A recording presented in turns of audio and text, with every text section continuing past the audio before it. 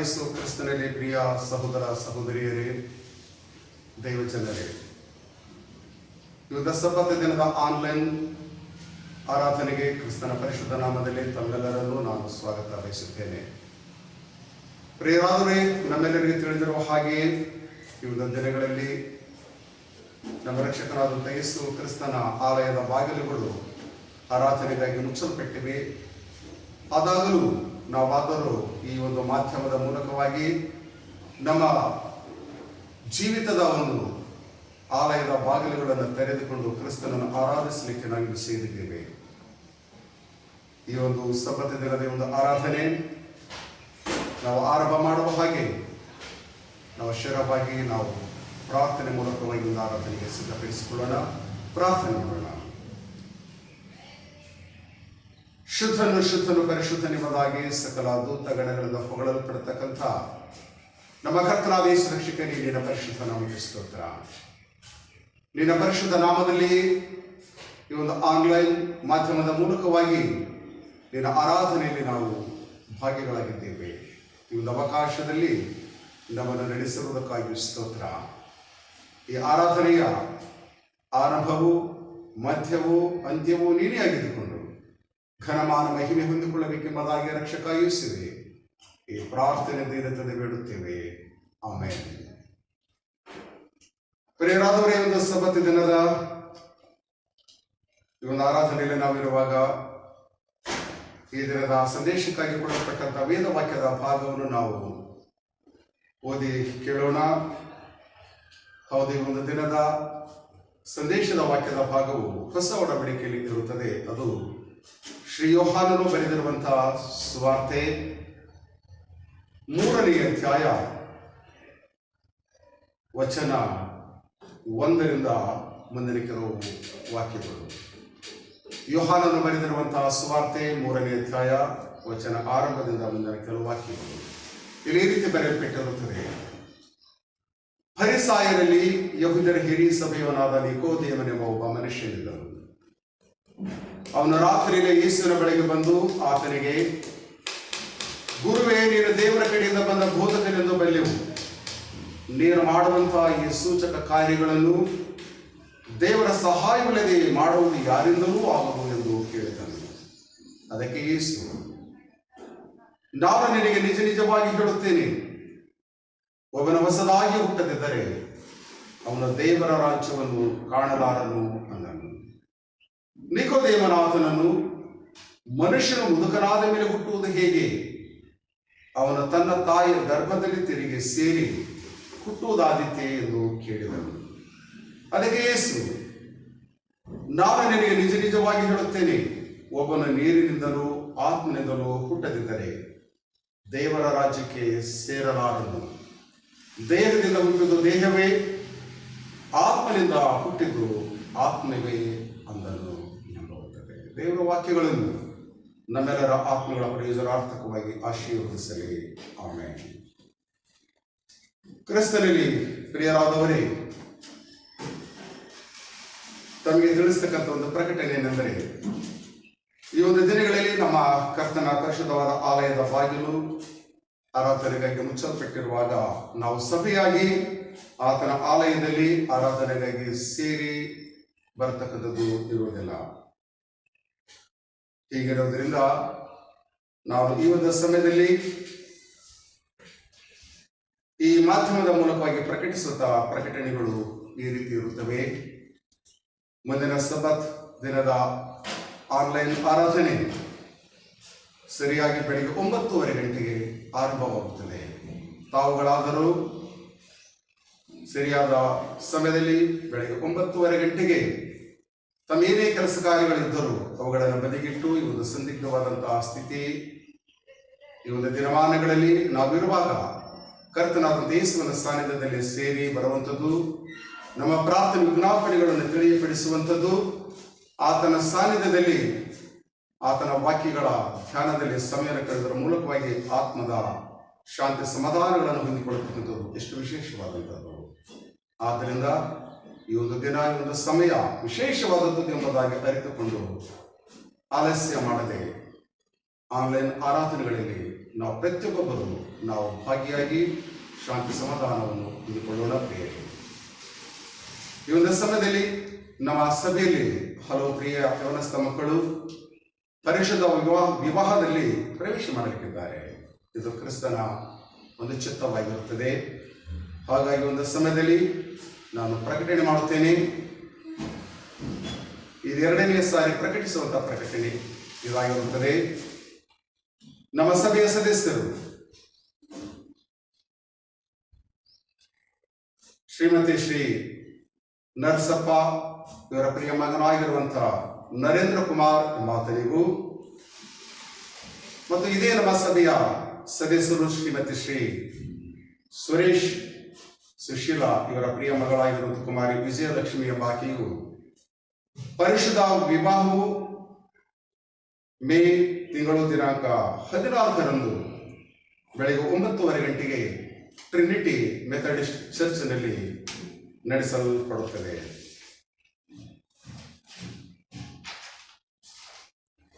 ಇದು ಸಹ 2ನೇ ಸಾರಿ ಪ್ರಕಟಿಸುವಂತಹ ಪ್ರಕಟಣೆ. ನಮ್ಮ ಸಭೆಯ ಸದಸ್ಯರು ದಿವಂಗತ ಮುತ್ತಯ್ಯ ಇವರ ಪ್ರಿಯ ಮಗನಾಗಿರುವಂತಹ ಕಿರಣ್ ಕುಮಾರ್ ಎಂಬಾತನಿಗೂ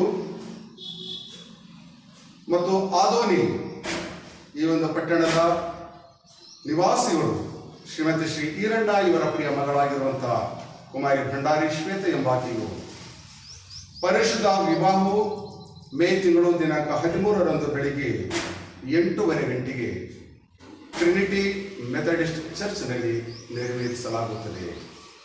ಇದು ಸಹ 2ನೇ ಸಾರಿ ಪ್ರಕಟಿಸುವಂತಹ ಪ್ರಕಟಣೆ. ಇನ್ನೊಂದು ಪ್ರಕಟಣೆ, ಇದು ಕೊನೆಯ ಸಾರಿ ಪ್ರಕಟಿಸುವಂತಹ ಪ್ರಕಟಣೆ. ನಮ್ಮ ಸಭೆಯ ಸದಸ್ಯರು ದಿವಂಗತ ಸುಧೀರ್ ಕುಮಾರ್ ಮತ್ತು ಶ್ರೀಮತಿ ಎಲಿಶಮ್ಮ ಇವರ ಪ್ರಿಯ ಮಗನಾಗಿರುವಂತಹ ಪುಟ್ರಾಜ್ ಎಂಬಾತನಿಗೂ ಸಿರ್ವಾರ್ ಮೆಥಡಿಸ್ಟ್ ಸಭೆಯ ಸದಸ್ಯರು ಶ್ರೀಮತಿ ಶ್ರೀ ಫಿಲಿಪ್ ಇವರ ಪ್ರಿಯ ಮಗಳಾಗಿರುವಂತಹ ಸುವಾರ್ಥ ಎಂಬಾಕೆಗೂ ಪರಿಶುದ್ಧ ವಿವಾಹವು ಮೇ ತಿಂಗಳು ದಿನಾಂಕ 5ರಂದು ಬೆಳಗ್ಗೆ 8:30 ಗಂಟೆಗೆ ಟ್ರಿನಿಟಿ ಮೆಥಡಿಸ್ಟ್ ಚರ್ಚ್ ರಾಯಚೂರು ಇಲ್ಲಿ ನೆರವೇರಿಸಲಾಗುತ್ತದೆ. ಪ್ರಿಯರಾದವರೇ, ಈಗ ನಾನು ಸಾರಿರುವಂತಹ ಈ ಒಂದು 3 ಮದುವೆಯ ಪ್ರಕಟಣೆಗಳ ಕುರಿತಾಗಿ ತಾವು ಕೇಳಿದ್ದೀರಿ. ಈ ಒಂದು ಮದುವೆಯಲ್ಲಿ ಪ್ರವೇಶ ಮಾಡತಕ್ಕಂಥ ಪ್ರಿಯ ಮಕ್ಕಳಿಗಾಗಿ ತಾವು ತಮ್ಮ ಕುಟುಂಬ ಪ್ರಾರ್ಥನೆಗಳಲ್ಲಿ ಪ್ರಾರ್ಥಿಸಬೇಕೆಂಬುದಾಗಿ ತಮ್ಮಲ್ಲಿ ವಿನಂತಿಸಿಕೊಳ್ಳುತ್ತೇನೆ. ಪ್ರಿಯರಾದವರಿಂದ ಸಮಯದಲ್ಲಿ ನಮ್ಮ ಶಿರವಾಗಿಸಿ ನಾವು ಪ್ರಾರ್ಥನೆ ಮಾಡೋಣ. ಎಲ್ಲ ಒಳ್ಳೆಯ ದಾನಗಳಿಗೆ ಮೂಲಕರ್ತನಾಗಿರುವಂತಹ ನಮ್ಮ ಪರಲೋಕದ ತಂದೆ ರಕ್ಷಕ, ನಿನ್ನ ಪರಿಶುದ್ಧ ನಾಮಕ್ಕೆ ಸ್ತೋತ್ರ. ನಾವಾದರೂ ಈ ಒಂದು ಭಯಂಕರವಾದಂಥ ದಿನಮಾನಗಳಲ್ಲಿ ಇರುವಾಗಲೂ ನೀನಾದರೂ ನಂಬಿಗಸ್ತನಾದಂಥ ದೇವರಾಗಿದ್ದು, ನಿನ್ನನ್ನು ನಂಬಿರುವಂಥ ನಿನ್ನ ಮಕ್ಕಳ ಜೊತೆ ಇರುವಾತನಾಗಿದ್ದು, ಎಲ್ಲ ಕೇಡು ಗಂಡಾಂತರಗಳಿಂದ ನೀನು ತಪ್ಪಿಸಿದ್ದಿ, ಜೀವಿತರ ಸಂಖ್ಯೆಯಲ್ಲಿ ಎಣಿಸಿದ್ದಿ.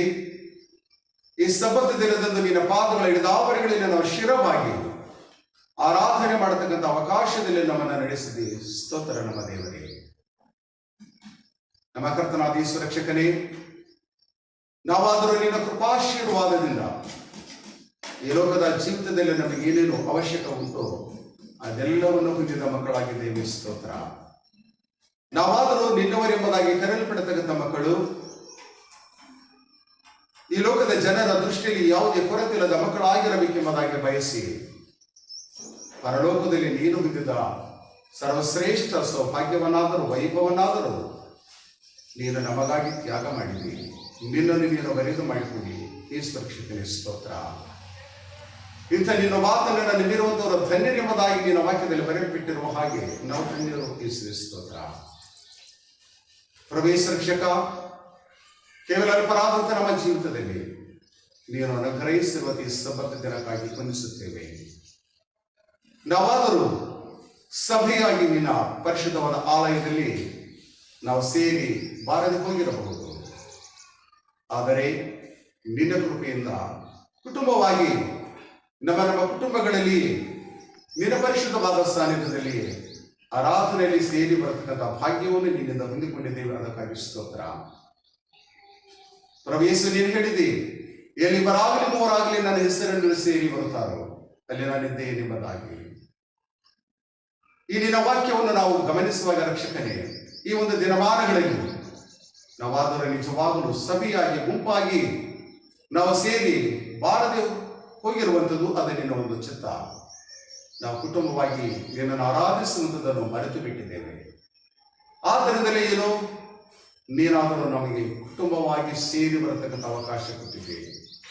ನೀಡಿದ ಹೊಂದಿರುವಂಥ ಅಮೂಲ್ಯವಾದಂಥ ಜೀವಿತ ಸಮಯ ನಾವಾದರೂ ನಮ್ಮ ಈ ಲೋಕದ ವ್ಯವಹಾರಗಳಿಗೋಸ್ಕರವಾಗಿ ಉಪಯೋಗಿಸಲಾರದೆ ಅಮೂಲ್ಯವಾದಂಥ ಜೀವಿತ ಸಮಯ ಕ್ರಿಸ್ತನು ನಮಗೆ ಕೊಟ್ಟಿದ್ದಾನೆ ಎಂಬುದಾಗಿ ನಂಬಿ ನಿನ್ನ ಪರಿಶುದ್ಧವಾದ ಪಾದಗಳ ಹಿಡಿದಾವರಿಗಳಲ್ಲಿ ಕುಟುಂಬವಾಗಿ ನಾವು ಸೇರಿ ಬಂದು ಆರಾಧನೆ ಮಾಡತಕ್ಕಂತೆ, ನಮ್ಮ ಪಾಪಗಳನ್ನು ನಿನ್ನ ಮುಂದೆ ಒಪ್ಪಿಕೊಂಡು ಕ್ಷಮಾಪಣೆಯನ್ನು ಹೊಂದಿಕೊಳ್ಳುವಂತೆ, ನಿನ್ನ ವಾಕ್ಯದ ಧ್ಯಾನದಲ್ಲಿ ಸಮಯವನ್ನು ಕಳೆಯುವುದರ ಮೂಲಕವಾಗಿ ಭಾರವಾದಂಥ ನಮ್ಮ ಜೀವಿತಕ್ಕೆ ಹಗುರವಾದಂಥ ಒಂದು ನಿನ್ನ ರಕ್ಷಣೆಯನ್ನು, ಶಾಂತಿ ಸಮಾಧಾನ ಹೊಂದಿಕೊಳ್ಳುವಂತೆ ನಮ್ಮನ್ನು ನೀನು ತಾನೇ ನಡೆಸುವುದಾಗಿ ಪ್ರಾರ್ಥಿಸುತ್ತೇವೆ.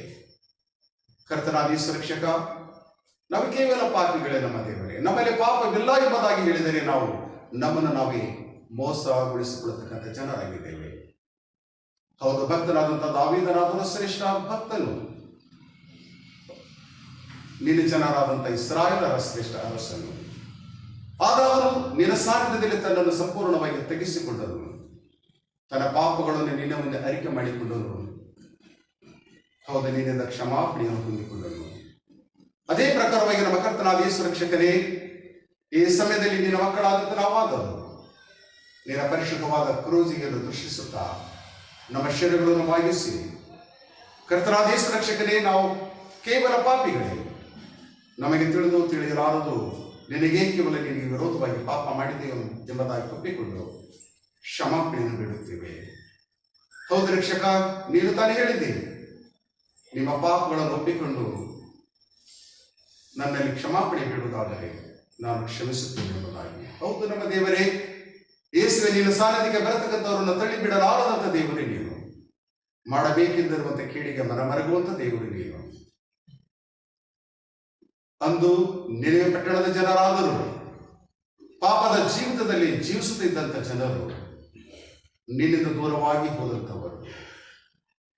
ನೀನಾದರೂ ನಮ್ಮ ದೇವರೇ, ನಿನ್ನ ಎಚ್ಚರಿಕೆ ಒಂದು ಸಂದೇಶವನ್ನು, ನಿನ್ನ ಕೋಪದ ಸಂದೇಶವನ್ನು ಆ ಜನರಿಗೆ ನಿನ್ನ ಭಕ್ತನಾದಂಥ ಪ್ರವಾದಿ ಯೋನನ ಮೂಲಕವಾಗಿ ಸಾರಿ ತಿಳಿಸಿದೆ. ನಿನಗೆ ಪಟ್ಟಣದ ಅರಸನು ಮೊದಲುಗೊಂಡು ಸಾಮಾನ್ಯ ಜನರಾದರೂ ಸರ್ವರು ನಿನ್ನ ಮುಂದೆ ತಮ್ಮ ಪಾಪಗಳನ್ನು ಒಪ್ಪಿಕೊಂಡು ದೀನ ಮನಸ್ಸಿನಿಂದ ತಮ್ಮನ್ನು ತೆಗೆಸಿಕೊಂಡು ಪಾಪದ ಕ್ಷಮಾಪಣೆಯನ್ನು ನಿನ್ನಿಂದ ಹೊಂದಿಕೊಂಡರು. ಸ್ತೋತ್ರ. ಅದೇ ಪ್ರಕಾರವಾಗಿ ನಮ್ಮ ರಕ್ಷಕ, ಇಂದು ದಿನಮಾನಗಳಲ್ಲಿ ನಾವಿರುವಾಗ ಈ ಲೋಕದ ಮಾನವನ ಜೀವಿತವು ಜಲ ಪ್ರಳಯಕ್ಕಿಂತ ಮುಂಚಿದಂಥ ಜನರ ಒಂದು ಜೀವಿತದಂತೆ ಉಂಟು. ನಿನಗೆ ಪಟ್ಟಣದ ಜನರ ಒಂದು ಜೀವಿತದಂತೆ ಉಂಟು. ಹೌದು ರಕ್ಷಕ, ನಮ್ಮ ದೇವರೇ, ಸತ್ಯ ದೇವರು, ನಿತ್ಯ ದೇವರಾಗಿರುವಂಥ ನಿನ್ನನ್ನು ಮರೆತು ಈ ಲೋಕದ ತಮ್ಮ ಸುಖ ಸಂತೋಷಗಳಲ್ಲಿ ತಮ್ಮನ್ನು ಒಪ್ಪಿಸಿಕೊಂಡು ಪಾಪದ ಬಂಧನದಲ್ಲಿ ಬಂಧಿಸಲ್ಪಟ್ಟಂಥ ಜನರಾಗಿದ್ದಾರೆ. ನಿನ್ನ ಕೋಪಕ್ಕೆ ಗುರಿಯಾಗಿದ್ದಾರೆ. ನಮ್ಮ ತಂದೆಯಾದ ದೇವರೇ, ನಿನ್ನ ಕೋಪದ ಒಂದು ಫಲವಾಗಿ ಈ ಲೋಕದ ಮಾನವನ ಮೇಲೆ ಭಯಂಕರವಾದಂಥ ರೋಗ ರುಜಿನಗಳು, ಬಡತನ, ಕಷ್ಟಗಳು, ಹಿಂಸೆಗಳು ಬರುತ್ತಾ ಉಂಟು ಎಂಬುದಾಗಿ ಈ ಲೋಕದ ಜನರು ಮಾನವರು ಒಪ್ಪಿಕೊಳ್ಳುತ್ತಾ ಇದ್ದಾರೆ. ಒಪ್ಪಿಕೊಳ್ಳುತ್ತಾರೆ ನಿಜ, ಆದರೆ ತಮ್ಮ ಪಾಪದ ಜೀವಿತದಿಂದ ಹೊರಗೆ ಬಾರದೆ ಹೋಗಿದ್ದಾರೆ. ರಕ್ಷಕ ಕ್ಷಮಿಸು ಪ್ರಭು ಯೇಸುವೆ, ನೀನು ಹೇಳಿದ್ದಿ, ಎಲ್ಲ ಕಷ್ಟಪಡುವಂಥವ್ರು ಹೊರವಂತವರೇ ನೀವೆಲ್ಲ ನನ್ನ ಬಳಿಗೆ ಬಂದಿರಿ, ನಾನು ನಿಮಗೆ ವಿಶ್ರಾಂತಿ ಕೊಡುತ್ತೇನೆ ಎಂಬುದಾಗಿ. ಸ್ತೋತ್ರ ರಕ್ಷಕ. ಹೌದು, ನಿನ್ನ ಕೋಪದಿಂದ ಬಿಡುಗಡೆ, ದೈವ ಕೋಪದಿಂದ ಬಿಡುಗಡೆ ಅದು ನಿನ್ನಲ್ಲಿ ಬರತಕ್ಕಂಥ ಮಾರ್ಗದ ಮೂಲಕವಾಗಿ ನಮಗುಂಟಾಗುತ್ತದೆ. ಇದನ್ನು ಅರಿತುಕೊಂಡು ಈ ಲೋಕದ ಸರ್ವ ಜನಾಂಗಕುಲ ಭಾಷೆಗಳವರು ಮಾನವರು ನಿನ್ನಲ್ಲಿ ಪಾಪದ ಅರಿಕೆ ಮಾಡಿ ಪಾಪದ ಕ್ಷಮಾಪಣೆಯನ್ನು ಹೊಂದಿಕೊಂಡು ನಿನ್ನ ಕೋಪದಿಂದ ಬಿಡುಗಡೆ ಹೊಂದತಕ್ಕಂಥ ಮಾರ್ಗವನ್ನು ನೀನು ತಾನೇ ತೋರಿಸು. ನಿನ್ನ ಆತ್ಮನ ಕಾರ್ಯವನ್ನು ಈ ಲೋಕದ ಮಾನವನ ಜೀವಿತದಲ್ಲಿ ನಡೆಸು ಎಂಬುದಾಗಿ ನಮ್ಮ ಪ್ರಾರ್ಥನೆ. ಕರ್ತನಾದಿ ಸುರಕ್ಷಕ, ನಾವೆಷ್ಟೇ ಸ್ಥಿತಿವಂತರಾಗಿರಬಹುದು, ಜ್ಞಾನಿಗಳಾಗಿರಬಹುದು, ಆದರೂ ನಾವು ಮನುಷ್ಯರೇ, ಅಸಹಾಯಕರೇ ನಮ್ಮ ದೇವರು. ಆದರೆ ನಮ್ಮ ಪಾಪಗಳನ್ನು ನಿನ್ನ ಮುಂದೆ ಒಪ್ಪಿಕೊಳ್ಳುತ್ತೇವೆ. ಕರುಣಿಸುವಂತ ನಮ್ಮ ದೇವರೇ, ನಿನ್ನ ಕರುಣೆ ಸುರಿಸು, ನಮ್ಮ ಅಪರಾಧಗಳನ್ನು ಮನ್ನಿಸು, ಶುದ್ಧೀಕರಿಸು, ನಿನಗಾಗಿ ಉಪಯೋಗಿಸು. ಈ ಒಂದು ದಿನಮಾನಗಳೆಲ್ಲ ರಕ್ಷಕ, ಅನೇಕ ನೀನು ವಿಶ್ವಾಸಿ ಮಕ್ಕಳು, ನಮ್ಮ ಸಹೋದರ ಸಹೋದರಿಯರು ಈ ಲೋಕವನ್ನು ಬಿಟ್ಟು ನಿನ್ನಲ್ಲಿ ನಿದ್ರೆ ಹೋಗಿದ್ದಾರೆ. ಕೊರೋನಾ ವೈರಸ್ ಅನ್ನತಕ್ಕಂಥ ಭಯಂಕರವಾದಂತಹ ಈ ಒಂದು ಸಾಂಕ್ರಾಮಿಕ ರೋಗದ ನಿಮಿತ್ತವಾಗಿ ಅನೇಕರು ತಮ್ಮ ಬಂಧು ಬಳಗವನ್ನು ಕಳೆದುಕೊಂಡು ದುಃಖದಲ್ಲಿದ್ದಾರೆ. ಸಂತೈಸು ನಮ್ಮ ದೇವರೇ, ಅವರನ್ನು ಸಂತೈಸು. ನಿರಾಶೆಯಲ್ಲಿ ನಿರೀಕ್ಷೆ ಕೊಡುವಂತ ನಮ್ಮ ದೇವರೇ, ನಿನ್ನ ನಿರೀಕ್ಷೆಯಲ್ಲಿ ಬಲಪಡಿಸು. ರೋಗ ಪೀಡಿತರಾಗಿ ಆಸ್ಪತ್ರೆಗಳಲ್ಲಿ, ಮನೆಗಳಲ್ಲಿ ಹಿಂಸೆ ಅನುಭವಿಸುತ್ತಿರುವಂತಹ, ವೇದನೆ ಅನುಭವಿಸುತ್ತಿರುವಂತಹ ರೋಗಿಗಳಿಗಾಗಿ ನೀನು ಬಳಿ ಬರುತ್ತೇವೆ. ಘನವೈದ್ಯನಾದಂಥ ಯೇಸುವೆ, ಅವರ ಅಪರಾಧಗಳನ್ನು ಮನ್ನಿಸು, ಅವರ ನಾಯಕರು ಮುಟ್ಟಿ ಸ್ವಸ್ಥಪಡಿಸು ಎಂಬುದಾಗಿ ನಮ್ಮ ಪ್ರಾರ್ಥನೆ. ರೋಗಿಗಳ ಮಧ್ಯದಲ್ಲಿ ಸೇವೆ ಸಲ್ಲಿಸುವಂತಹ ಡಾಕ್ಟರ್ಗಳನ್ನು, ನರ್ಸ್ಗಳನ್ನು, ಎಲ್ಲ ಸಿಬ್ಬಂದಿ ವರ್ಗದವರನ್ನು ಆಶೀರ್ವಾದ ಮಾಡು. ಆರೋಗ್ಯ ವಯಸ್ಸು ಕ್ಷಮ ಅವರಿಗೆ, ಅವರ ಕುಟುಂಬಕ್ಕೂ ಅನುಗ್ರಹಿಸು. ಅವರ ಸೇವೆ ಮೂಲಕವಾಗಿ ನೀನು ಮಹಿಮೆಯನ್ನು ಹೊಂದು. ನಮ್ಮ ಕರ್ತನಾದ ಯೇಸು ರಕ್ಷಕನೇ, ಇನ್ನು ಕೊರೋನಾ ವೈರಸ್ ಅನ್ನು ನಿಯಂತ್ರಿಸುವುದಕ್ಕಾಗಿ ಕೇಂದ್ರ ಸರ್ಕಾರ, ಎಲ್ಲ ರಾಜ್ಯ ಸರ್ಕಾರಗಳು ಶ್ರಮ ಪಡುತ್ತಿರುವಾಗ ಯೇಸು ರಕ್ಷಕನೇ, ನಿನ್ನ ಮಾರ್ಗದರ್ಶನ ತೋರಿಸು. ಅವರು ಮಾಡುವಂಥ ಆಲೋಚನೆ ನಿನಗೆ ಮೆಚ್ಚುಗೆಯಾಗಿರಲಿ, ತೆಗೆದುಕೊಳ್ಳುತ್ತಿರುವಂಥ ತೀರ್ಮಾನಗಳು ಜನರ ಹಿತಕ್ಕಾಗಿರಲಿ. ನಮ್ಮ ಕರ್ತನಾದ ಯೇಸು ರಕ್ಷಕನೇ, ಈ ಪ್ರಪಂಚದ ಸರ್ವ ಮಾನವರ ಮೇಲೆ ನಿನ್ನ ದಯೆ, ನಿನ್ನ ಕರೆಗೆ ಉಂಟಾಗಲಿ. ಪ್ರಭು ಯೇಸು ರಕ್ಷಕ, ಈಗಲಾದರೂ ನಿನ್ನ ಸಂದೇಶವನ್ನು ನಾವು ಕೇಳಲಿಕ್ಕೆ ಹೋಗುತ್ತೇವೆ. ಮಾತನಾಡುವಂಥ ನಮ್ಮ ದೇವರೇ, ಏಕೈಕ ದೇವರೇ, ನೀನು ಮಾತ್ರವೇ ಮಾತನಾಡುವಂಥ ದೇವರು. ಯಾಕೆಂದರೆ ನಿನ್ನಲ್ಲಿ ಜೀವ ಉಂಟು, ಜೀವಿಸುವಾತನೆಂಬುದಾಗಿ ಕರೆಯಲ್ಪಟ್ಟಿರುವಂಥ ಪ್ರಭು ಯೇಸುವೇ, ನಿನ್ನ ದೈವ ಸಂದೇಶವನ್ನು ನಮಗೆ ಅನುಗ್ರಹಿಸಿ. ಈಗಲಾದರೂ ನಾವು ಮಾಡಿರುವಂಥ ಪ್ರಕಟಣೆಗಳಿಗಾಗಿ ನಿನ್ನ ಬಳಿ ಬರುತ್ತೇವೆ. ಮದುವೆ ಪ್ರಕಟಣೆ ಮಾಡಿದ್ದೇವೆ ರಕ್ಷಕ. ನೀನು ನೇಮಕ ಮಾಡಿರುವಂಥ ದಿನದಂದು, ಸಮಯದಂದು ನಿನ್ನ ಪರಿಶುದ್ಧವಾದ ಆಲಯದಲ್ಲಿ ನೆರವೇರಿಸಲ್ಪಡಲಿಕ್ಕಿರ್ತಕ್ಕಂಥ ನಮ್ಮ ಸಭೆಯ ವ್ಯವಸ್ಥ, ಈ ಮಕ್ಕಳ ಮದುವೆಯ ಕಾರ್ಯಗಳಿಗಾಗಿ ನೀನು ಆಶೀರ್ವಾದ ಬೇಡುತ್ತೇವೆ. ಯಾವುದೇ ಅಡ್ಡಿ ಅಭ್ಯಂತರವಿಲ್ಲದೆ, ಕೊರತೆ ಇಲ್ಲದೆ ನಿನ್ನ ಸಾನ್ನಿಧ್ಯದಲ್ಲಿ ಕುಟುಂಬಗಳು ಸ್ಥಾಪನೆ ಮಾಡಲ್ಪಡಲಿ. ಆ ದಿನಕ್ಕಾಗಿ ನೇಮಕ ಮಾಡಲ್ಪಟ್ಟಂಥ ಪ್ರಿಯ ಯವನಸ್ಥ ಮಕ್ಕಳನ್ನು ಸಿದ್ಧಪಡಿಸು, ಕುಟುಂಬಗಳನ್ನು ಆಶೀರ್ವದಿಸು. ನಮ್ಮ ಕರ್ತನಾದ ಸುರಕ್ಷಕನೇ, ಈ ಸಕಲ ಪ್ರಾರ್ಥನೆ ನಿನ್ನ ಪಾದಗಳಲ್ಲಿ ದೇವ ತಂದೆ ಬೇಡುತ್ತೇವೆ ನಮ್ಮ ತಂದೆಗೆ. ಆಮೇಲೆ ಒಳ್ಳೆಯದು. ಪ್ರಿಯರಾದವರೇ, ಒಂದು ಸಮಯದಲ್ಲಿ ನಾವು ಸ್ವಲ್ಪ ಸಮಯ ದೇವರ ಸಂದೇಶವನ್ನು ನಾವು ಕೇಳಲಿಕ್ಕೆ ಹೋಗೋಣ. ಈಗ ತಾನೇ ನಾನು ಓದಿದ ವಾಕ್ಯದ ಭಾಗದಲ್ಲಿ ಯೋಹಾನನು ಬರೆದಿರುವಂತಹ ಸುವಾರ್ತೆಯಲ್ಲಿ ನಾವು 3ನೇ ಅಧ್ಯಾಯದ 1 ವಚನವನ್ನು ನಾವು ಪುನಃ ಓದಿ ಕೇಳೋಣ ಪ್ರಿಯರೇ. ಆ ಒಂದು ವಚನ ಯಾವುದಂದರೆ, ಯೋಹಾನನು ಬರೆದಿರುವಂತಹ ಸುವಾರ್ತೆ 3ನೇ ಅಧ್ಯಾಯ 3ನೇ ವಚನ. ಇಲ್ಲಿ ಈ ರೀತಿ ಬರೆಯಲ್ಪಟ್ಟಿದೆ: ಅದಕ್ಕೆ ಯೇಸು ನಿಕೋದೇಮನಿಗೆ ಹೇಳಿದ ಮಾತು, ನಾನು ನಿನಗೆ ನಿಜ ನಿಜವಾಗಿ ಹೇಳುತ್ತೇನೆ, ಒಬ್ಬನು ಹೊಸದಾಗಿ ಹುಟ್ಟದಿದ್ದರೆ ಅವನ ದೇವರ ರಾಜ್ಯವನ್ನು ಕಾಣಲಾರನು ಅಂದನು. ಒಬ್ಬನು ಹೊಸದಾಗಿ ಹುಟ್ಟದಿದ್ದರೆ ಅವನ ದೇವರ ರಾಜ್ಯವನ್ನು ಕಾಣಲಾರನು ಅಂದನು. ಪ್ರಿಯರಾದವರೇ, ಈ ವಾಕ್ಯದ ಭಾಗ ಗಮನಿಸುವಾಗ ಇಲ್ಲಿ ನಾವು ಕಾಣುತ್ತೇವೆ, ಕರ್ತನಾದ ಯೇಸು ರಕ್ಷಕನು ನಿಕೋದೇಮನು ಎಂಬತಕ್ಕಂಥ ಒಬ್ಬ ವ್ಯಕ್ತಿಗೆ ಮಾಡಿರುವಂಥ ಉಪದೇಶ, ನಿತ್ಯ ಜೀವಿತದ ಒಂದು ಮಾರ್ಗದ ಒಂದು ಉಪದೇಶ. ಇಲ್ಲಿ ನಿಕೋದೇಮನೆಂಬತಕ್ಕಂಥ ಒಬ್ಬ ವ್ಯಕ್ತಿಯ ಕುರಿತಾಗಿ ನಾವು ಸ್ವಲ್ಪ ಆಲೋಚನೆ ಮಾಡುವುದಾದರೆ ಇಲ್ಲಿ ಕಂಡು ಬರುತ್ತದೆ, ಈ ನಿಕೋದೇಮನು ಯಹೂದಿ ಕುಟುಂಬದಲ್ಲಿ ಜನಿಸಿದ ಒಬ್ಬ ವ್ಯಕ್ತಿಯಾಗಿದ್ದನು. ಮತ್ತು ಈ ನಿಕೋದೇಮನು ಇವನಾದರೂ ಒಬ್ಬ ಶ್ರೀಮಂತನಾಗಿದ್ದು ಎಂಬುದಾಗಿ ಕಂಡು ಬರುತ್ತದೆ.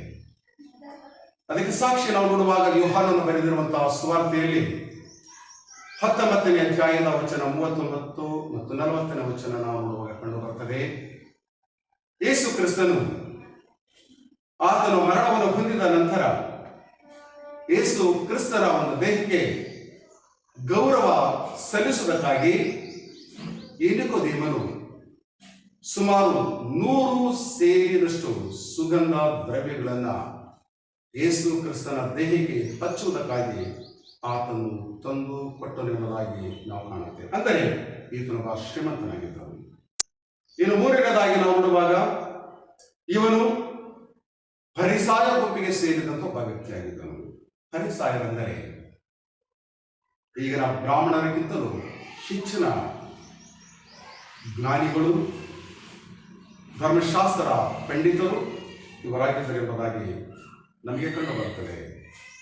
ಆದ್ದರಿಂದಲೇ ಈ ನಿಕೋದೇಮನು ಧರ್ಮಶಾಸ್ತ್ರದ ಕುರಿತಾಗಿ ಚೆನ್ನಾಗಿ ತಿಳಿದಂತ ಒಬ್ಬ ವ್ಯಕ್ತಿ, ಬೋಧಿಸುವಂತ ಒಬ್ಬ ವ್ಯಕ್ತಿ,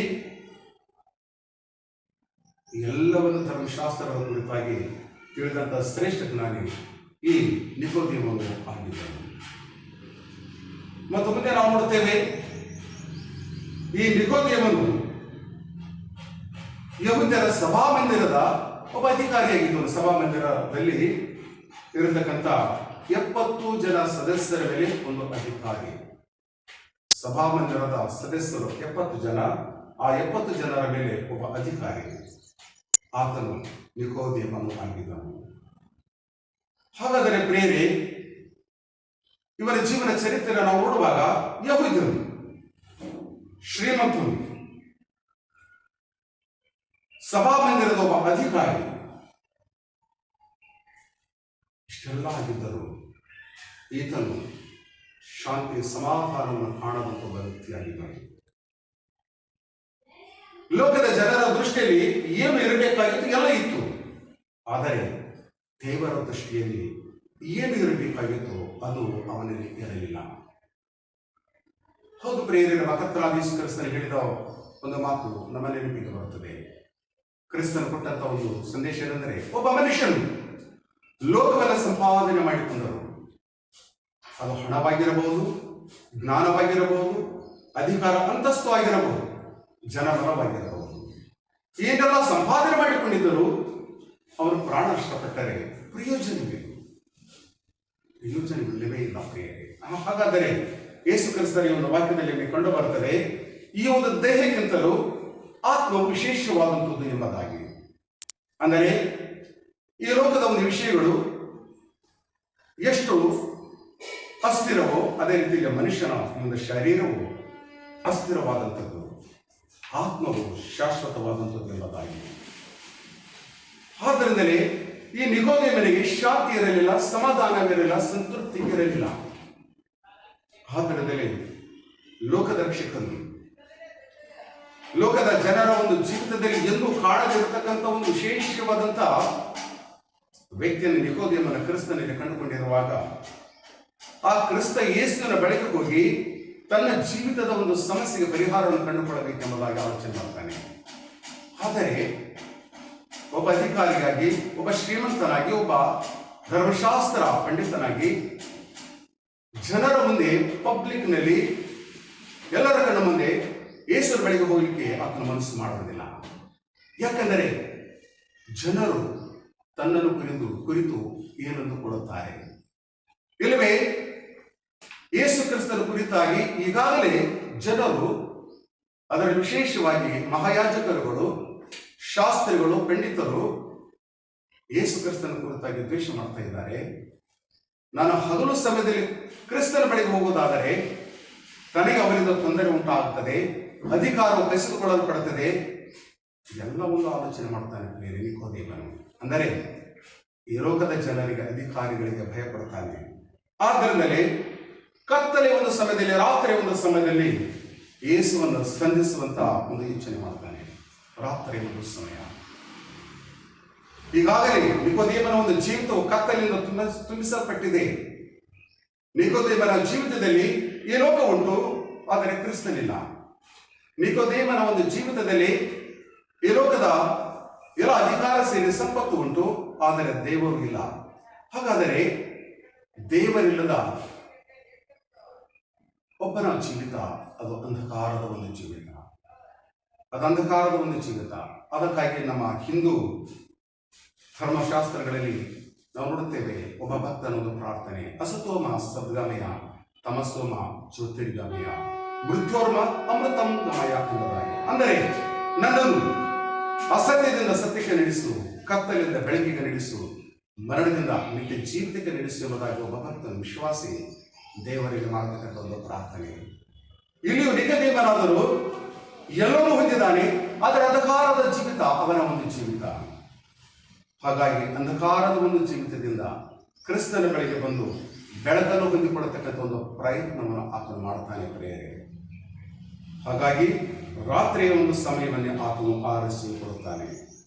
ರಾತ್ರಿಯ ಸಮಯವನ್ನು ಕ್ರಿಸ್ತನನ್ನು ಸಂಧಿಸುವುದಕ್ಕಾಗಿ ಆರಿಸಿಕೊಳ್ಳುತ್ತಾನೆ. ಕ್ರಿಸ್ತನ ಬಳಿಗೆ ಬಂದಂಥ ಸಂದರ್ಭದಲ್ಲಿ ಕ್ರಿಸ್ತನಿಂದ ಸಿಕ್ಕಂಥ ಒಂದು ಉತ್ತರವನ್ನು ನುಡಿದಾಗ ನಿಕೋದೇಮನಿಗೆ ಆಶ್ಚರ್ಯವಾಗುತ್ತದೆ. ನಿಕೋದೇಮನು ಅಂದುಕೊಂಡಂಥದ್ದೇ ಒಂದು, ಆದರೆ ಕ್ರಿಸ್ತನು ತೋರಿಸಿದಂಥದ್ದೇ ಇನ್ನೊಂದು. ನೋಡಿ, ಕ್ರಿಸ್ತನ ಒಂದು ಉತ್ತರ ಸ್ಪಷ್ಟವಾದಂಥ ಉತ್ತರ, ನಿಕೋದೇಮನೇ, ನಿನಗೆ ಲೋಕದ ಜನರ ದೃಷ್ಟಿಯಲ್ಲಿ ಕೊರತೆ ಇಲ್ಲ, ಆದರೆ ನನ್ನ ದೃಷ್ಟಿಯಲ್ಲಿ ನೀನು ಕೊರತೆ ಉಳ್ಳಂಥ ಒಬ್ಬ ಮನುಷ್ಯನಾಗಿದ್ದೆ. ನಿನಗೆ ಒಂದು ಕೊರತೆ ಉಂಟು. ಆ ಕೊರತೆ ಏನೆಂದರೆ, ಹೌದು, ಕತ್ತಲಿಂದ ತುಂಬಿರುವಂಥ ಒಂದು ಜೀವಿತದಲ್ಲಿ ಬೆಳಕು ಉಂಟಾಗಲಿ, ನೀನು ಬೆಳಕಿನ ಒಂದು ಮಗನಾಗಬೇಕೆಂಬುದಾಗಿ. ಆದ್ದರಿಂದ ಕ್ರಿಸ್ತನು ಹೇಳ್ತಾನೆ, ನೀನು ಹೊಸದಾಗಿ ಹುಟ್ಟಬೇಕು. ಒಬ್ಬನು ಹೊಸದಾಗಿ ಹುಟ್ಟದೆ ಹೋದರೆ ಅವನ ದೇವರ ರಾಜ್ಯವನ್ನು ಕಾಣಲಾರನು. ಹೊಸದಾಗಿ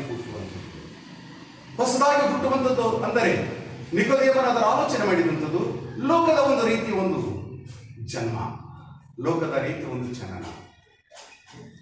ನಾನು ಲೋಕದ ರೀತಿಯಲ್ಲಿ ನಾನು ಪುನಃ ಈಗ ಹುಟ್ಟಲಿಕ್ಕೆ ಸಾಧ್ಯ? ನಾನು ಲೋಕದ ತಂದೆ ತಾಯಿಗಳ ಒಂದು ಜೀವಿತದಲ್ಲಿ, ಒಂದು ಗರ್ಭದಲ್ಲಿ ಪುನಃ ನಾನು ಹೇಗೆ ಜನಿಸಲಿಕ್ಕೆ ಸಾಧ್ಯ? ಅವನ ಆಲೋಚನೆ ಲೋಕದ ಆಲೋಚನೆಯಾಗಿತ್ತು. ಅದರ ರಕ್ಷಕರಾದಂಥ ಕ್ರಿಸ್ತ ಯೇಸುವಿನ ಆಲೋಚನೆ ಅದು ನಿಕೋದೇಮನ ಆಲೋಚನೆಗಿಂತಲೂ ಬಹಳ ವ್ಯತ್ಯಾಸವುಳ್ಳಂಥ ಒಂದು ಆಲೋಚನೆಯಾಗಿತ್ತು. ಹೌದು, ಅದುವೇ ನಿಕೋದೇಮನೇ, ನೀನಾದರೂ ಆತ್ಮನಿಂದ ಹುಟ್ಟಬೇಕು. ಅಂದರೆ ನೀನು ದೇವರನ್ನು ಹೊಂದಿಕೊಂಡಂಥ ಮಗನಾಗಿ ಹುಟ್ಟಬೇಕು, ದೇವರಲ್ಲಿ ಇರತಕ್ಕಂಥ ಮಗನಾಗಿ ಹುಟ್ಟಬೇಕು ಎಂಬುದಾಗಿ.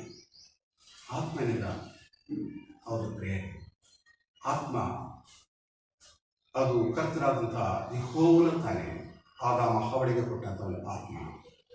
ಆದಾಮ ಹವಳಾದರೂ ದೇವರ ಮಕ್ಕಳಾಗಿ ದೇವರ ಅನ್ಯೋನ್ಯತೆಯಲ್ಲಿ ವಾಸಿಸುವುದರ ಬದಲು ಲೋಕವನ್ನು ಪ್ರೀತಿಸಿದರು, ಲೋಕವನ್ನು ಆರಿಸಿಕೊಂಡರು, ದೇವರು ಕೊಟ್ಟಂತ ಆತ್ಮನನ್ನು ಕಳೆದುಕೊಂಡರು. ಆದ್ದರಿಂದಲೇ ಆ ಕಳೆದು ಹೋದಂತಹ ಒಂದು ಆತ್ಮ ಆದಾಮ ಹವಳ ಒಂದು ಜೀವಿತದಲ್ಲಿ ಜನಿಸಿರುವಂತಹ ಈ ಲೋಕದ ಮಾನವರೆಲ್ಲರಿಗೂ ಕ್ರಿಸ್ತನು ಹೊಸ ಜೀವಿತವನ್ನು ಕೊಡುವುದಕ್ಕಾಗಿ ಆತನ ಈ ಲೋಕದಲ್ಲಿ ಬಂದನು. ಅದಕ್ಕಾಗಿ ಯೋಹಾನನ ಬರೆದಿರುವಂತಹ ಸುವಾರ್ತೆಯಲ್ಲಿ ನಾವು ಮೊದಲನೇ ಅಧ್ಯಾಯದಲ್ಲಿ 12 ಮತ್ತು 13ನೇ ವಚನದಲ್ಲಿ ನಾವು ನೋಡ್ತೇವೆ. ನಾವು ನೋಡೋಣ. ಯೋಹಾನನ ಬರೆದಿರುವಂತಹ ಸುವಾರ್ತೆ ಮೊದಲನೇ ಅಧ್ಯಾಯ ವಚನ 12, 13. ಯಾರು ಆತನನ್ನು ಅಂಗೀಕರಿಸಿದರು, ಅಂದರೆ ಆತನ ಹೆಸರಿನಲ್ಲಿ ನಂಬಿಕೆ ಇಟ್ಟರು, ಅವರಿಗೆ ದೇವರ ಮಕ್ಕಳಾಗುವ ಅಧಿಕಾರ ಕೊಟ್ಟನು. ಇವರ ರಕ್ತ ಸಂಬಂಧದಿಂದಾಗಲಿ ಕಾಮದಿಂದಾಗಲಿ ಪುರುಷ ಸಂಕಲ್ಪದಿಂದಾಗಲಿ ಹುಟ್ಟಿದವರಲ್ಲ, ದೇವರಿಂದಲೇ ಹುಟ್ಟಿದವರು. ಇದುವೇ ದೇವರಿಂದ ಹುಟ್ಟಿದವರಾಗಿ ನಾವು ಜೀವಿಸಬೇಕು. ಪುರುಷ ಸಂಕಲ್ಪದಿಂದ ಹುಟ್ಟಿದ ಜೀವಿತ ದೇವರ ರಾಜ್ಯವನ್ನು ಕಾಣಲಾರದಂಥ ಒಂದು ಜೀವಿತ.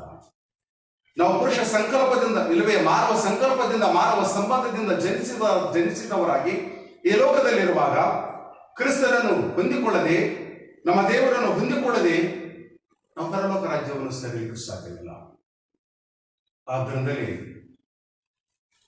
ಇಲ್ಲಿ ಸ್ಪಷ್ಟವಾಗಿ ಹೇಳುತ್ತದೆ, ರಕ್ತ ಸಂಬಂಧ ಅದು ಮಣ್ಣಾಗಿ ಹೋಗತಕ್ಕಂಥದ್ದು. ರಕ್ತ ಸಂಬಂಧ ಇನ್ನೊಂದು ಶರೀರದಿಂದ ನಾನಾಗಲಿ ನೀವಾಗಲಿ ದೇವರ ರಾಜ್ಯವನ್ನು ಕಾಣಲಾರೆ. ಕ್ರಿಸ್ತರು ಕೊಡತಕ್ಕಂಥ ಹೊಸ ಜೀವಿತವನ್ನು ಹೊಂದಿಕೊಳ್ಳೋದಾದರೆ ನಾವು ದೇವರ ರಾಜ್ಯವನ್ನು ಕಾಣುತ್ತೇವೆ ಪ್ರಿಯರೇ. ಆದ್ದರಿಂದಲೇ ಅಪೊಸ್ತಲ ಶ್ರೀ ಪೌಲನು ಆತನು ಕೊರಿಂಥ ಸಭೆಗೆ ಬರೆದಿರುವಂಥ 2ನೇ ಒಂದು ಪತ್ರಿಕೆಯಲ್ಲಿ ಆತನು ಈ ರೀತಿ ಹೇಳ್ತಾನೆ. ಕೊರಿಂಥ ಪತ್ರಿಕೆ 2ನೇ ಪತ್ರಿಕೆ 5ನೇ ಅಧ್ಯಾಯ 17ನೇ ವಚನ. ಕೊರಿಂಥ ಸಭೆಯು ಸಹ ಈ ಲೋಕದ ವ್ಯವಹಾರಗಳಲ್ಲಿ ಜೀವಿಸುತ್ತಾ ಇದ್ದಂಥ ಒಂದು ಸಭೆಯಾಗಿತ್ತು. ಆದ್ದರಿಂದಲೇ ಪೌಲನ ಅವರನ್ನು ಎಚ್ಚರಿಸುತ್ತಾನೆ. ನೋಡಿ 17ನೇ ವಚನ, ಹೀಗಿರಲಾಗಿ ಯಾವನಾದರೂ ಕ್ರಿಸ್ತನಲ್ಲಿದ್ದರೆ ಅವನ ನೂತನ ಸೃಷ್ಟಿಯಾಗಿ.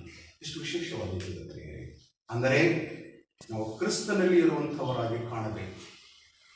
ಕ್ರಿಸ್ತನಲ್ಲಿ ಇರುವಂಥವರಾಗಿ ನಾವು ಕಾಣುವುದಾದರೆ, ಕ್ರಿಸ್ತರು ನಮ್ಮಲ್ಲಿ ಇರುವುದಾದರೆ, ನಾವು ಕ್ರಿಸ್ತನಲ್ಲಿ ಇರುವುದಾದರೆ ಅದುವೇ ದೇವ ಸಂಬಂಧದ ಒಂದು ಜೀವಿತ.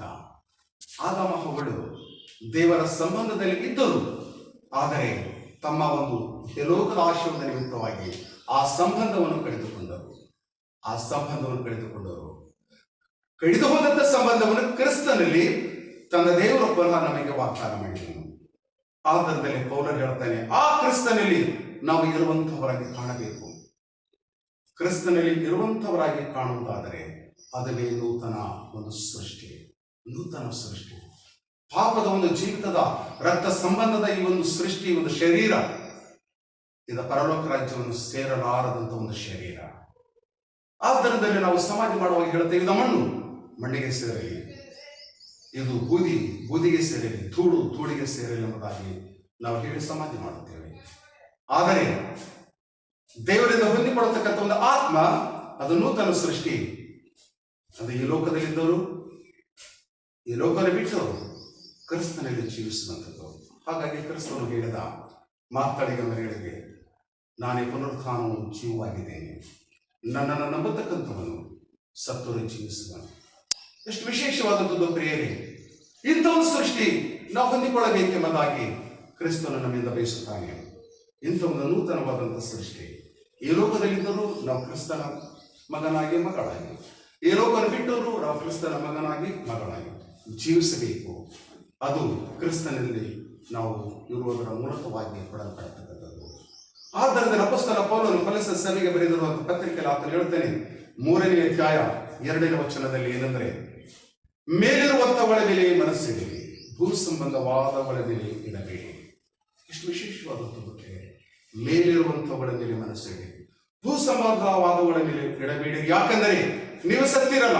ಅಂದರೆ ನಿತ್ಯ ಜೀವಿತಕ್ಕೆ ನಾವು ಬಾಧ್ಯಸ್ಥರಾಗಬೇಕಾಗಿದ್ದೆ. ಆದರೆ ಇಲ್ಲಿವೆ ನಾವು ಹೊಸದಾಗಿ ನಾವು ಹುಟ್ಟಬೇಕಾಗಿದ್ದೆ. ಆದರೆ ನಾವು ಮಾಡತಕ್ಕಂಥ ಪ್ರಥಮ ಕೆಲಸ ಏನೆಂದರೆ, ಮೊಟ್ಟ ಮೊದಲ ಕೆಲಸ ಏನೆಂದರೆ, ಈ ಲೋಕದ ಪಾಲಿಗೆ ನಾವು ಸಾಯ್ತಕ್ಕಂಥದ್ದಂದ್ರೆ ಈ ಒಂದು ಶರೀರದ ಮೂಲಕವಾಗಿ ಸಾಯ್ತಕ್ಕಂಥದ್ದಲ್ಲ. ಈ ಲೋಕದ ಒಂದು ಆಶೆಗಳಿಗಾಗಿ, ಈ ಲೋಕದ ಒಂದು ಜೀವಿತಕ್ಕಾಗಿ ನಾವು ಸಾಯಬೇಕು. ನಮ್ಮ ಈ ಒಂದು ಆದಾಮ ಹವಳಿಂದ ಹೊಂದಿಕೊಂಡಿರುವಂಥ ಒಂದು ಜೀವಿತ, ಅದೇ ಲೋಕವನ್ನು ಬಯಸುವಂಥ ಒಂದು ಜೀವಿತ, ಪ್ರೀತಿಸುವಂಥ ಒಂದು ಜೀವಿತ, ಅದನ್ನು ನಾವು ಸಾಯಿಸಬೇಕು.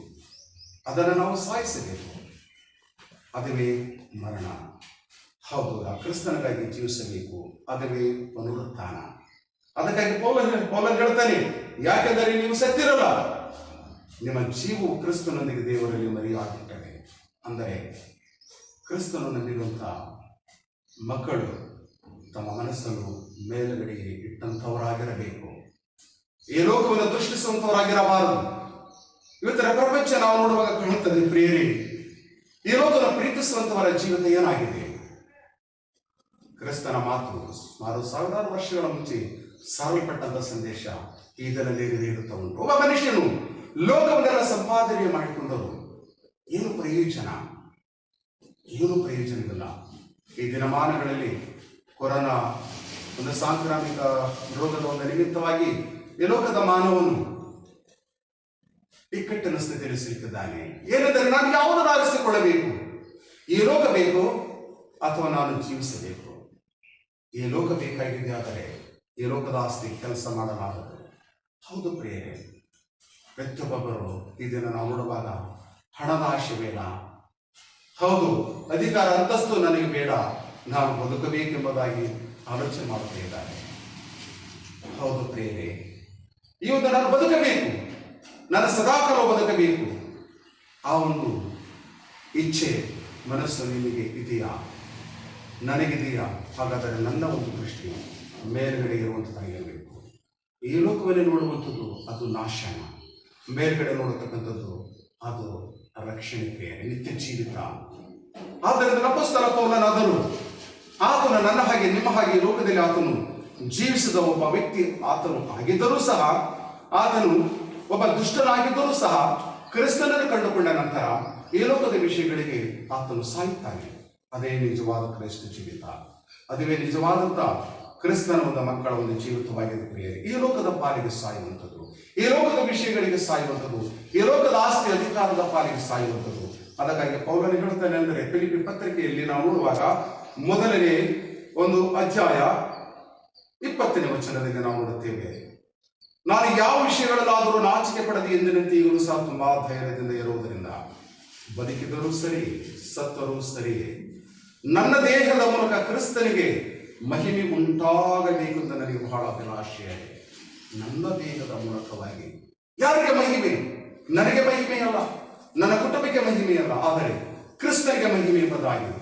ಇದುವೇ ನಿಜವಾದಂಥ ದೇವರ ಮಕ್ಕಳ ಒಂದು ಜೀವಿತ. ಆದ್ದರಿಂದ ಪೌಲನು ಆತನು ಹೇಳ್ತಾನೆ 21ನೇ ವಚನದಲ್ಲಿ, ನನಗಂತೂ ಬದುಕುವುದೆಂದರೆ ಕ್ರಿಸ್ತನೇ, ಸಾಯುವುದು ಲಾಭವೇ. ಬದುಕುವುದೆಂದರೆ ಕ್ರಿಸ್ತನೇ, ಸಾಯುವುದು ಲಾಭವೇ. ಆದ್ದರಿಂದ ಪೌಲನು ಹೇಳ್ತಾನೆ, ಮುಂದೆ ನಾವು ನೋಡುವಾಗ ಆತನ 23ನೇ ವಚನದಲ್ಲಿ ಹೇಳ್ತಾನೆ, ನಾನು 2 ವಿಷಯಗಳ ಮಧ್ಯದಲ್ಲಿ ಸಿಲುಕಿದ್ದೇನೆ. ಯಾವ 2 ವಿಷಯಗಳು? ಸಹಜವಾದಂಥದ್ದು ನನ್ನ ಜೀವಿತದಲ್ಲಿ, ನಿಮ್ಮ ಜೀವಿತದಲ್ಲಿ ಇರತಕ್ಕಂಥ 2 ವಿಷಯಗಳು. ನಾವು ಆಲೋಚನೆ ಮಾಡುವುದಿಲ್ಲ. ಆಲೋಚನೆ ಮಾಡುವುದಾದರೆ ಈ ಲೋಕದ ಮಾನವನ ಪ್ರತಿಯೊಬ್ಬನು 2 ವಿಷಯಗಳ ಮಧ್ಯದಲ್ಲಿ ಸಿಲುಕಿಕೊಂಡಿದ್ದಾನೆ. ಒಂದು ಈ ಲೋಕದ ಆಶೆ, ಈ ಲೋಕದ ಜೀವಿತ, ಇನ್ನೊಂದು ಪರಲೋಕದ ಒಂದು ಜೀವಿತ. ಒಂದು ಮರಣ, ಒಂದು ರಕ್ಷಣೆ.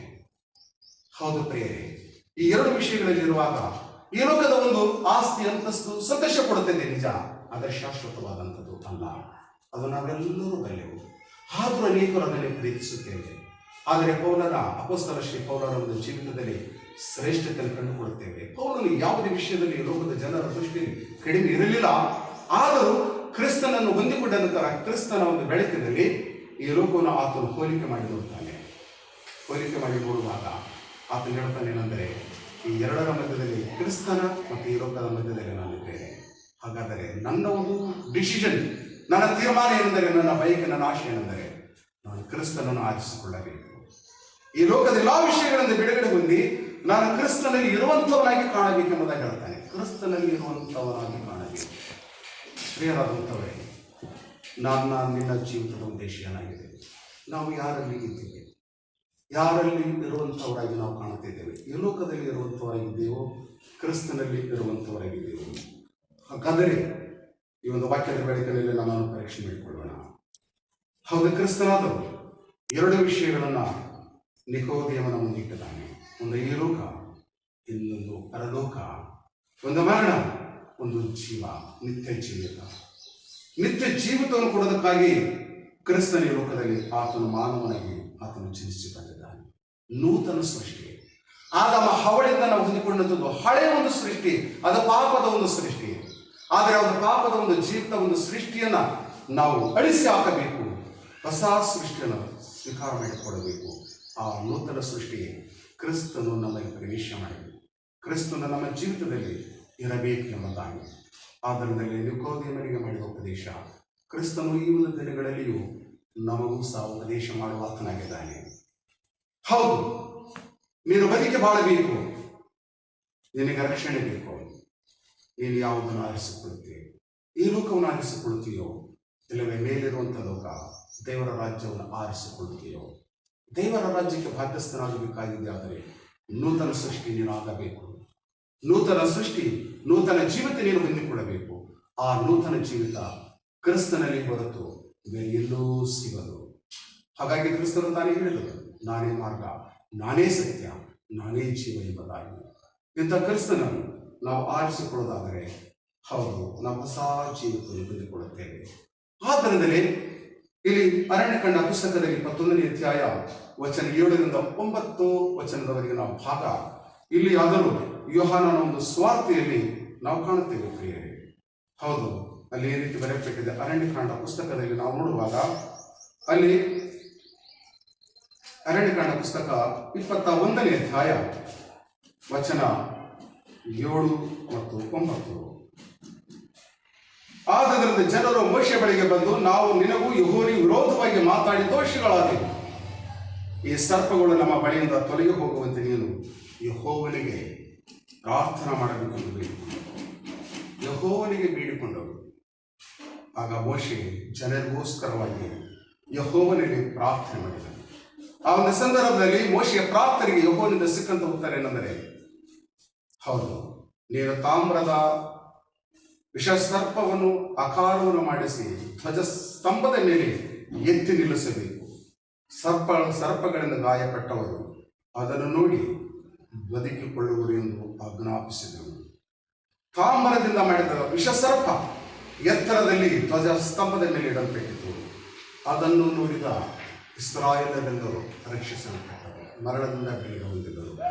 ಅದೇ ಪ್ರಕಾರವಾಗಿ ಮನುಷ್ಯ ಕುಮಾರನು ಲೋಕದ ರಕ್ಷಕನಾದಂಥ ಯೇಸು ಕ್ರಿಸ್ತನು ಎತ್ತರದಲ್ಲಿ ಇಡಲ್ಪಡಬೇಕು. ಆ ಕ್ರಿಸ್ತನನ್ನು ನೋಡುವಾಗ ಪಾಪದ ಬಂಧನದಲ್ಲಿರ್ತಕ್ಕಂಥ ಎಲ್ಲರಿಗೆ ಬಿಡುಗಡೆ ಉಂಟಾಗುತ್ತದೆ, ಮರಣದಿಂದ ಬಿಡುಗಡೆ ಉಂಟಾಗುತ್ತದೆ ಎಂಬುದಾಗಿ. ಹೌದು ಪ್ರಿಯರೇ, ಯೋಹಾನ 3:14ನೇ ವಚನದಲ್ಲಿ ಕ್ರಿಸ್ತನು ಹೇಳಿದ ಮಾತು. ಹೌದು, ತನ್ನನ್ನು ಕುರಿತಾಗಿ ಉದ್ದೇಶಿಸಿ ಕ್ರಿಸ್ತನು ಹೇಳಿದ ಮಾತು ಏನೆಂದರೆ, ಹೌದು, ಮೋಶೆಯು ಅಡವಿಯಲ್ಲಿ ಆ ಸರ್ಪವನ್ನು ಎತ್ತರದಲ್ಲಿಟ್ಟ ಹಾಗೆ ಮನುಷ್ಯ ಕುಮಾರನು ತನ್ನನ್ನು ನಂಬುವರೆಲ್ಲರೂ ನಿತ್ಯ ಜೀವನ ಪಡೆಯಬೇಕೆಂದು ಎತ್ತರದಲ್ಲಿ ಇಡಲ್ಪಡಬೇಕು. ಹೌದು ಪ್ರಿಯರೇ, ಕ್ರಿಸ್ತನು ಎತ್ತರದ ಒಂದು ಬೆಟ್ಟದಲ್ಲಿ, ಕಾಲ್ವರಿ ಬೆಟ್ಟದಲ್ಲಿ ಶಿಲುಬೆಯಲ್ಲಿ ಆತನು ತೂಗು ಹಾಕಲು ಪಟ್ಟದ ಉದ್ದೇಶ ಎಂದರೆ ಆತನನ್ನು ನೋಡತಕ್ಕಂಥವರು ನಿತ್ಯ ಜೀವನವನ್ನು ಹೊಂದಿಕೊಳ್ಳಬೇಕು. ಆತನನ್ನು ನೋಡತಕ್ಕಂಥವರು ಅಂಧಕಾರದಿಂದ ಬಿಡುಗಡೆ ಹೊಂದಿ ಬೆಳಕಿಗೆ ನಡೆಸಲ್ಪಡಬೇಕು. ಆತನನ್ನು ನೋಡತಕ್ಕಂಥವರು ಮರಣದಿಂದ ಬಿಡುಗಡೆ ಹೊಂದಿ ನಿತ್ಯ ಜೀವಿತದಲ್ಲಿ ನಡೆಸಲ್ಪಡಬೇಕು. ಹಾಗಾದರೆ ನನ್ನ ನಿಮ್ಮ ದೃಷ್ಟಿ ಯಾರ ಮೇಲೆ ಉಂಟು? ನಿಮ್ಮ ದೃಷ್ಟಿ ಯಾರ ಮೇಲೆ ಉಂಟು? ಈ ಲೋಕವನ್ನು ದೃಷ್ಟಿಸುವಂಥ ಒಂದು ಜೀವಿತ ನನ್ನದಾಗಿದೆಯೋ, ನಿನ್ನದಾಗಿದೆಯೋ? ಇಲ್ಲವೇ ಎತ್ತರದಲ್ಲಿ ಇಡಲ್ಪಟ್ಟಿರುವಂಥ ಕ್ರಿಸ್ತನನ್ನು ದೃಷ್ಟಿಸಿ ರಕ್ಷಣೆಯನ್ನು ಹೊಂದಿಕೊಳ್ಳತಕ್ಕಂಥ ಒಂದು ಜೀವಿತ ನನ್ನದು, ನಿಮ್ಮದು ಆಗಿದೆಯೋ? ಆಲೋಚನೆ ಮಾಡೋಣ. ಹೌದು, ನೀನು ದೇವರ ಮಗಳಾಗಬೇಕು. ಅದೇ ಮಾರ್ಗ, ನೀನು ಹೊಸದಾಗಿ ಹುಟ್ಟಬೇಕು. ನೀನು ಹೊಸದಾಗಿ ಹುಟ್ಟಬೇಕಾಗಿದೆಯಾದರೆ ಎತ್ತರದಲ್ಲಿಡಲ್ಪಟ್ಟಂಥ ಕ್ರಿಸ್ತನಲ್ಲಿ ಇರುವಂಥವನಾಗಿ ಕಾಣಬೇಕು. ಕ್ರಿಸ್ತನ ತಾನೇ ತನ್ನಲ್ಲಿ ಇರುವಂಥವರಾಗಿ ನಾವು ಕಾಣುವಂತೆ, ನಾವು ರಕ್ಷಿಸಲ್ಪಡುವಂತೆ ಈ ವಾಕ್ಯಗಳು ನನ್ನ ಮಗನಿಗೆ ಆಶೀರ್ವದಿಸಲಿ. ಆಮೇಲೆ ಪ್ರಾರ್ಥನೆ ಮಾಡೋಣ. ನಮ್ಮ ಕರ್ತನಾದ ಸುರಕ್ಷಿತನೇ, ನಮ್ಮ ದೇವರೇ, ಇದುವರೆಗೂ ನಿನ್ನ ಜೀವಕರವಾದ ವಾಕ್ಯಗಳ ಮೂಲಕವಾಗಿ ನಮ್ಮೊಂದಿಗೆ ನೀನು ಮಾತನಾಡಿದ ಸ್ತೋತ್ರ. ಅಂದು ನಿಕೋದೇಮರಿಗೆ ಮಾಡಿದ ಉಪದೇಶವನ್ನು ಈ ಒಂದು ಭಯಂಕರವಾದಂಥ ದಿನಮಾನಗಳಲ್ಲಿಯೂ ನೀನು ಮಾಡಿದ ಸ್ತೋತ್ರ ಉಂಟಾಗಲಿ. ಪ್ರಭು ಸುರಕ್ಷಕ, ಇವತ್ತಿನ ದಿನಮಾನಗಳನ್ನು ನಾವು ನೋಡುವಾಗ ನಮ್ಮ ಹಣವಾಗಲಿ, ನಮ್ಮ ಜ್ಞಾನವಾಗಲಿ, ನಮ್ಮ ಅಧಿಕಾರವಾಗಲಿ ನಮ್ಮನ್ನು ರಕ್ಷಿಸಲಿಕ್ಕೆ ಸಾಧ್ಯವಿಲ್ಲ. ಆದರೆ ನಮಗೆ ರಕ್ಷಣೆ ನಿನ್ನಿಂದಲೇ ಉಂಟಾಗುವಂಥದ್ದು. ಹೌದು ಪ್ರವೇಶಿಸಿವೆ. ನಿಕೋದೇಮನು ಲೋಕದ ಜನರ ದೃಷ್ಟಿಯಲ್ಲಿ, ಲೋಕದ ರೀತಿಯಲ್ಲಿ ಎಲ್ಲವನ್ನೂ ಹೊಂದಿದನು. ಆದರೂ ಆತನಿಗೆ ಒಂದು ಕೊರತೆ ಇತ್ತು, ಅದುವೇ ನೀನು ಇಲ್ಲದಂಥ ಒಂದು ಜೀವಿತ. ಆದ್ದರಿಂದ ನಿಕೋದೇಮನೇ ನಿನ್ನ ಬಳಿಗೆ ಬಂದನು. ನಾನು ದೇವರ ರಾಜ್ಯವನ್ನು ಪ್ರವೇಶಿಸಬೇಕಾಗಿದೆ, ಆದರೆ ಏನು ಮಾಡಬೇಕು? ಪ್ರಭು ರಕ್ಷಕ, ನೀನಾದರೂ ಹೌದು, ಲೋಕದ ಮಾನವರಂತ ನಮ್ಮೆಲ್ಲರದ್ದು ಪ್ರಶ್ನೆಗೆ ನಿನ್ನ ಉತ್ತರ. ನೀನು ಹೊಸದಾಗಿ ಹುಟ್ಟಬೇಕು ಮಗನೇ, ನೀನು ಹೊಸದಾಗಿ ಹುಟ್ಟಬೇಕು ಮಗಳೇ. ನೀನು ನನ್ನಲ್ಲಿ ಇರುವಂಥವನಾಗಿ ನೀನು ಜೀವಿಸುವುದಾದರೆ ನಿನಗೆ ಪರಲೋಕ ರಾಜ್ಯ, ನಿನಗೆ ನಿತ್ಯ ಜೀವಿತ. ಹೌದು ಪ್ರವೇಶಿಸಿ, ಇದು ನಿನ್ನ ಒಂದು ಉಪದೇಶ. ನಿನ್ನ ವಾಕ್ಯಗಳನ್ನು ಕೇಳಿರುವಂಥ ನಾವಾದರೂ ಈ ಲೋಕವನ್ನು ಪ್ರೀತಿಸಲಾರದೆ ನಿನ್ನನ್ನೇ ಪ್ರೀತಿಸುತ್ತಾ, ನಿನ್ನನ್ನೇ ದೃಷ್ಟಿಸುತ್ತಾ, ಹೌದು ಬೇರೆರ್ತಕ್ಕಂಥ ನಿನ್ನನ್ನೇ ಆಲೋಚನೆ ಮಾಡುತ್ತಾ ನಮ್ಮ ಆತ್ಮಗಳ ರಕ್ಷಣೆಯನ್ನು ಹೊಂದಿಕೊಂಡು ನಾವು ನಿನ್ನನ್ನು ಮಹಿಮೆ ಬೆಳೆಸುವಂಥ ಸಂತೋಷದ ಜೀವಿತದಲ್ಲಿ ನಾನು ನಡೆಸು. ಅಪೊಸ್ತಲ ಶ್ರೀ ಪೌಲನಂಥ ಜೀವಿಸಲು ನಮಗೆ ಸಹಾಯ ಮಾಡಿ. ಪ್ರವೇಶ ರಕ್ಷಕನಿಗೆ ಪ್ರಾರ್ಥನೆ ನಿನ್ನ ಪಾದಗಳಲ್ಲಿ ಬಿದ್ದು ಬೇಡುತ್ತೇವೆ ನಮ್ಮ ತಂದೆಗೆ. ಆಮೇಲೆ ನಾವೆಲ್ಲರೊಟ್ಟಾಗಿ ಪರಲೋಕದ ಪ್ರಾರ್ಥನೆ ಹೇಳೋಣ.